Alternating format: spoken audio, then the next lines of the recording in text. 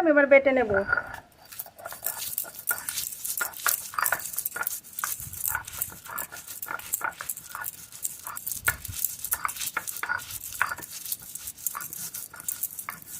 একটু জল দেব।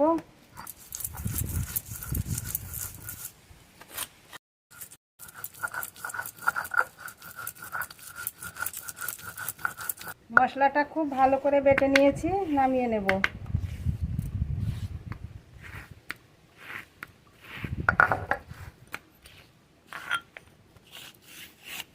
মাছের ঝাল তো প্রায় রান্না হয়ে গেল, এখন ডাঁটাগুলো কেটে নেব। সজনের ডাঁটাগুলো এখন মোটা মোটা হয়েছে, শাঁসও হয়েছে, এখন খেতে খুব ভালো লাগবে। কেটে নেব।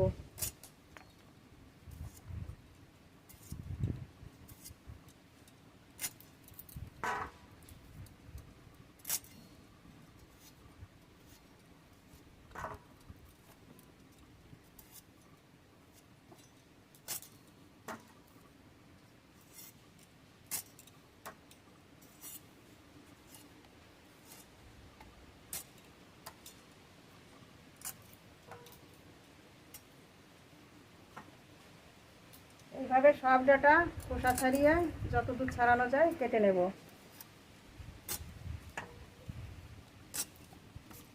ঢেকে দিয়েছিলাম, ঢাকনা তুলে নেব।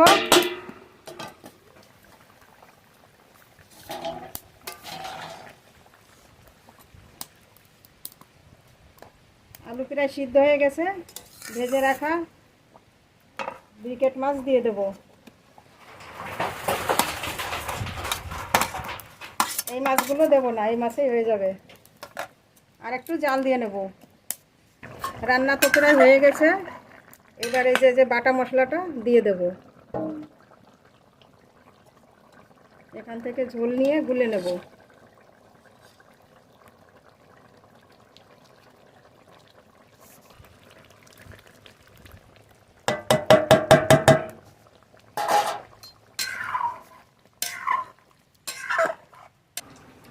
সজনে ডাঁটা তো সব কাটা হয়ে গেছে। ভিতরে একটা আলু দেব। এই আলুটা ছুলে নিয়েছি, কেটে নেব।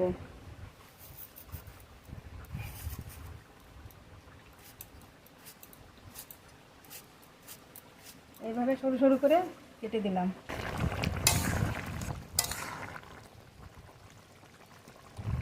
আলু খুব ভালো গলে গেছে, মাছের ঝালও রান্না হয়ে গেছে, এবার নামিয়ে নেব।